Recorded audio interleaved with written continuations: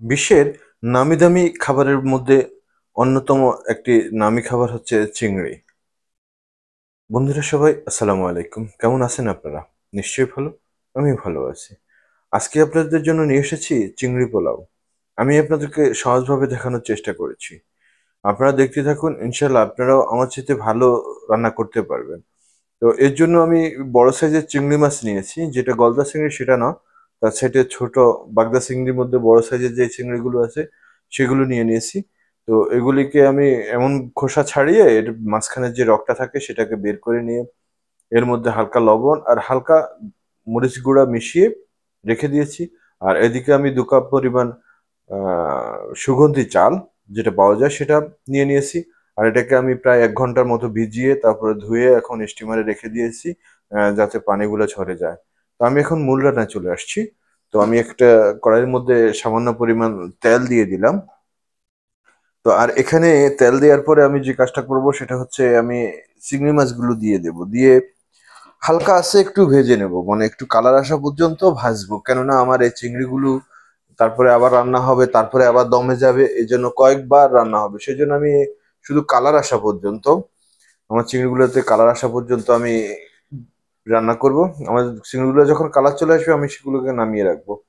আমার পোলাও রান্নাতে আরেকটু তেল লাগবে, তাই আমি আরো কিছু তেল দিয়ে দিলাম, 2টো তেজপাতা দিয়ে দিলাম, 3-4টা এলাচ দিয়ে দিলাম, একটা বড় এলাচ, ছোট 2 টুকরো দারচিনি, এসব দিয়ে একটু ফ্লেভার আসা পর্যন্ত আমি রান্না করতে থাকবো। যখনই ফ্লেভার ছড়াবে তখন এর মধ্যে দিয়ে দেব কাঁচা পেঁয়াজ। কুচি করে রাখা কাঁচা পেঁয়াজ আমি দিয়ে দেব। দিয়ে আমি এটাকে কয়েক মিনিট ভাজবো, খুব সামান্য, বেশি না। এর মধ্যে দিয়ে দেব আদা রসুন পেস্ট, তার মধ্যে দিয়ে দেব পরিমাণ মতো লবণ, দিয়ে দেব মরিচ বাটা। মরিচ বাটা দিলে কালারটা খুব সুন্দর আসবে।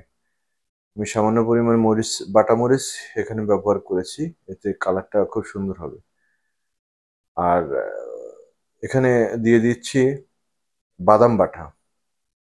আপনার বাদামটা দিলেও ফ্লেভার অনেক সুন্দর আসবে, আপনার কাজু বাদাম দিয়ে দিলে অনেক ফ্লেভারফুল হয়। আর দিয়ে দিয়েছি নারিকেলের দুধ। এখানে দিয়ে দিলাম জিরার গুঁড়া, দিয়ে দিলাম ধনিয়ার গুঁড়া, দিয়ে দিলাম সামান্য পরিমাণ লাল মরিচ, দিয়ে দিলাম গরম মসলা, পরিমাণ মতো লবণ, 2-3টা কাঁচামরিচ মাঝখান থেকে ভেঙে দিয়েছি, এতেও ফ্লেভার অনেক সুন্দর আসবে। তো এই কয়েক মিনিট কষাবো। কষানোর পর যখন দেখবো যে আমার কষানো হয়ে গেছে, এই পর্যায়ে আমি চিনি দিয়ে দিয়ে দেবো সামান্য পরিমাণ। তারপর আমি এই যে আমার চিংড়িগুলোকে দিয়ে দিলাম, এগুলিকে আমি কয়েক মিনিট রান্না করব, যাতে এখানকার যে ফ্লেভার সেটা চিংড়ির ভিতরে ঢুকে যায়। এই জন্য আমি 2-3 মিনিট ঢাকনা দিয়ে রেখে দিয়েছি। দেখুন আমার চিংড়িটা মোটামুটি আহ, একটু কাঁচা কাঁচা ভাব হয়ে গেছে। দেখুন এই যে আমার কাঁচা কাঁচা ভাব হয়ে গেছে। এখন এখন আমি আমার চিংড়িগুলোকে তুলে নিয়েছি, নিয়ে এখন আমি এখানে চালগুলোকে ঢেলে দেব। আমি এই চালগুলোকে ভালো করে মেশাবো, অনেকটা তেলের মধ্যে চাউল ভাজার মতো কিছু সময় ভাজবো আমি। যতক্ষণ আপনি বেশি ভাজবেন, অর্থাৎ আপনার হাতের স্পিড যতক্ষণ থাকবে আর যতক্ষণ আপনার হাত নড়তে থাকবে চাউলের উপর, ততই আপনার রান্নার টেস্ট কিন্তু বাড়বে। এটা অনেকে জানেন কি জানেন না সেটা আমিও জানি না, তবে আমার কাছে মনে হয় যে আপনার হাত যতক্ষণ পাতিলে আর মধ্যে নাড়ানাড়ি করবে ততক্ষণ পর্যন্ত আপনার রান্না খুব সুস্বাদু হবে। তো আমার যথেষ্ট পরিমাণ আমি চাউলগুলোকে ভেজে নিয়েছি, নেওয়ার পরে আমি এখানে নারিকেলের দুধ দিয়ে দিয়েছি আর পানি দিয়ে দিয়েছি। নারিকেলের দুধ দিয়েছি 1 কাপ, পানি দিয়েছি আপনার প্রায় 3 কাপের মতো। আর এখন কিছু গোটা কাঁচামরিচ দিয়ে দিয়েছি, ফ্লেভার খুব ভালো আসবে। দিয়ে দিচ্ছি আলু ভোকারা, আর দিয়ে দিয়েছি কাজু বাদাম, আর দিয়ে দিচ্ছি কয়েকটা কিশমিশ। পোলাওতে এসব যখন দাঁতের নিচে পড়ে খেতে খুব ভালো লাগে, আমার কাছে ভালো লাগে, আপনাদের হয়তো পছন্দ নাও হতে পারে। তো যদি আপনার পছন্দ না হয় তাহলে আপনি না দেবেন। আর আলু বাখারা দেওয়ার চেষ্টা করবেন, কারণ আলু বাখারা আপনার খাবারের শক্তি অনেক বেশি, দ্রুত খাবার হজম করতে সাহায্য করে। তো আমি আবার লবণ দিয়ে দিয়েছি, আপনারা দেখেছেন নিশ্চয়ই। তো এর মধ্যে আমার 5 থেকে 7 মিনিট হয়ে গেছে, আমার পানি অনেকটাই কমে আসছে। এবার আমি চিংড়ি মাছগুলোকে দিয়ে দিয়েছি। আর এই সময়ে আপনি চাউলগুলোকে এমন ভাবে নাড়বেন যাতে খুব জোরে না, জোরে যদি নাড়েন তাহলে কিন্তু খিচুড়ি হয়ে যাবে, সেটা আর আপনার পোলাও থাকবে না, বিরিয়ানি হবে না। তো সামান্য পরিমাণ কেওড়ার জল, গোলাপ জল এসব মিশিয়ে দিলাম, দিয়ে ঢাকনা দিয়ে রেখে দিয়েছি প্রায় 10 থেকে 12 মিনিট। একেবারে লো আছে, আপনি যদি ইলেকট্রিক চুলা হয় তাহলে 40-45 ডিগ্রিতে দিয়ে দিবেন।